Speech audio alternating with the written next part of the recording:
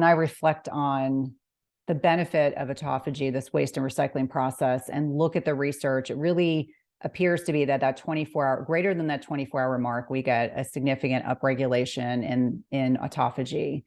That has to be balanced with the individual that is practicing intermittent fasting, because if you are of the mindset that I am, I want to preserve lean muscle mass.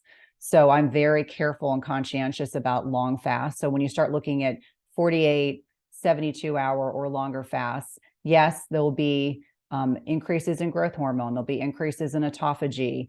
You fast long enough and you'll get some stem cell activation. You can impact telomere length. But I think it has to really be, I think for me, clinically, it has to really be balanced with, are you a very lean, like 45, 50-year-old woman that you don't want to sacrifice losing lean muscle mass at the expense of doing longer fasts? Now, if someone were being treated for cancer, if someone were, dealing with some significant neurological issue, you might be able to, find a healthy balance in between, the different metrics that you're trying to work on. But from my perspective, the average person doesn't need to be doing, if you're thin and lean, you do not need to be doing these really long fasts on a regular basis. And so unfortunately, this is something I'm starting to talk more about. Hormesis is a dual-edged sword. So beneficial stress in the right amount at the right time. But I'm starting to see what's evolving is, if more is better, then I need to do more fasting, more exercise, more restriction.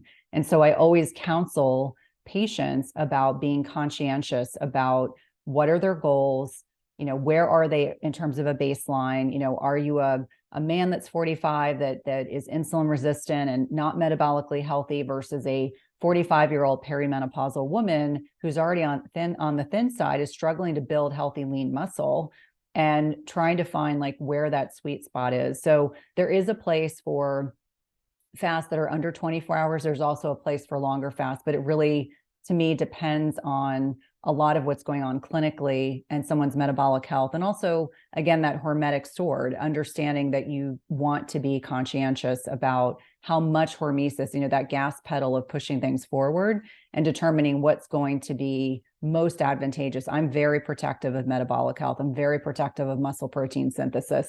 And I could go on and on for why I feel that way. But in terms of, research, everything that I've read really leans into more than 24 hours is going to upregulate autophagy in particular. And for a lot of people, that's what they're most interested in, this waste and recycling process, getting rid of old mitochondria, organelles, et cetera, at the expense of going a little longer with a fast. But I think it always has to be taken in the context of, what are your goals? What life stage are you in? What's your metabolic health parameters? With regards to autophagy, one thing that a lot of people I find don't know in the general public is that most other types of hormetic stressors also stimulate autophagy. So many people have talked about this as a unique benefit of fasting. But in fact, there's lots of research on sauna stress, heat stress, as well as exercise being powerful stimulators of autophagy. I'm curious if you have done a deep dive into the research on that and I think this is an area where the research doesn't really exist, but to compare perhaps the degree to which the autophagy switch is turned on, how long it's turned on for, or if there are distinctions that are important around which specific tissues and organ systems of the body experience a lot of autophagy when that autophagy button is pushed via, let's say, fasting versus exercise versus sauna.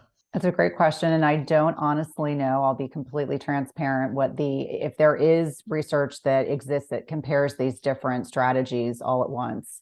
I do agree with you that a lot of the social media content I see, or people just reaching out and asking questions on social media, they don't understand that there's other ways to evoke or upregulate autophagy. And so I love that you brought that up. And I think that whether it's high intensity interval training, which again is not 30, 40, 60 minutes of HIIT, it is, if you do it right, it's really short, intense bursts of physical activity to gas yourself, or, lifting weights, or, cold exposure, or heat exposure. And I think there's this continuum of people that want to take things they want to take everything to an extreme. So I'll give you an example. You see a lot of people doing cold plunges, which I think is a fantastic idea if you can tolerate it and you like cold things. And there are actually genetic polymorphisms that will lean into people that are less stress tolerant around cold or hormesis. And so I think that there are those of us that would do very well having 30 seconds of a cold shower or doing some cryotherapy that's 3 minutes, which is pretty tolerable, versus sitting in a plunge pool for an hour outside in negative 20-degree weather. I think that that hormesis bucket is one that is broad, and certainly one that is not just synonymous with just fasting or pushing the autophagy envelope. I do think it's helpful, though. I like variety. I think it's important to practice variety. And so whether or not it's someone's fasting one day and the next day they're doing some HIIT and the following day they're doing cold exposure, I do think that our bodies are designed to be challenged and not just the same old things every single day. I think that makes us stronger, more resilient organisms. But no, I'm actually not. And I think that would be an interesting, study to look at different studies on that, to find out which one is most efficacious. Because and I'm a fan of being efficient. So if there's a most efficient way to upregulate autophagy over any other, I'd love to know what those are. Hey, this is Ari. I hope you enjoyed this little clip. And if you want to listen to the full-length podcast, the link for that is down in the description below. Also, one more thing before you go, I want to mention, in case you don't already know about it, our formula, Energenesis. This is an amazing product that has multiple compounds in it that are scientifically proven in numerous studies to increase your energy levels, not just by 3% or 5% or 10%, but by 30 or 40 or 50% in a very, very short time frame. So one of these compounds that I'll mention here is called NT factor phospholipid, and it is an extract of phospholipids that comes from lecithin, and they extract the pure phospholipids from this, things like phosphatidylcholine, phosphatidylethanolamine, and many others. And these are the same fatty acid compounds, phospholipid compounds, that compose our cell membranes and mitochondrial membranes. And this specific patented formula has been shown actually to enter into the bloodstream undigested, basically without being broken down and denatured through the digestive process in the stomach and the intestines. It makes it into the bloodstream and actually makes it all the way to our cells and to our mitochondria, where it helps repair damaged mitochondrial membranes and facilitates our mitochondria functioning better. Now, all of that sounds like wonderful theory, and it sounds like it could be beneficial, but the real test is, has it actually been studied and been proven to increase your energy levels? And the answer is yes, absolutely. There are numerous studies outlined in a wonderful paper by a scientist named Garth Nicholson, in a paper called Lipid Replacement Therapy. I highly recommend checking this out if you're interested in digging into the research.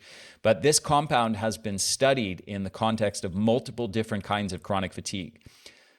Aging-related chronic fatigue, obesity-related chronic fatigue, obscure things like Gulf War illness, and numerous studies in chronic fatigue syndrome. And there are studies showing that this has the capability. They've taken one study, in fact, actually showed that in elderly adults over the age of 65, it restored their mitochondrial health, which had deteriorated heavily. It restored it to the level of healthy 29-year-olds, believe it or not.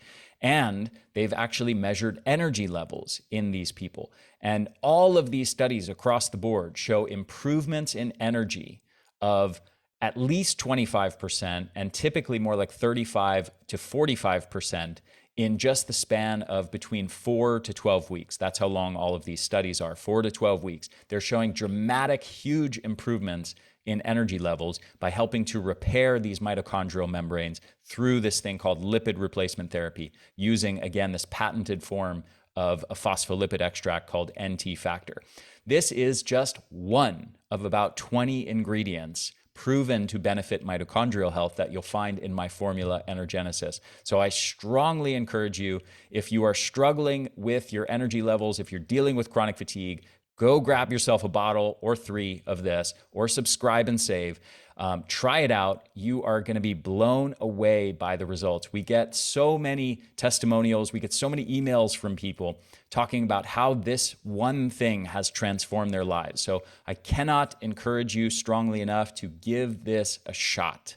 And let's say you buy 3 bottles, try out the first one, give it a month. And if you don't notice significant improvements, you can return the unopened bottles to us for a full refund. So give it a shot. I really think you're going to be blown away by the results. The formula is called Energenesis, and you can get it at theenergyblueprint.com or click the link below. So I hope you enjoyed this, and I'll talk to you again very soon.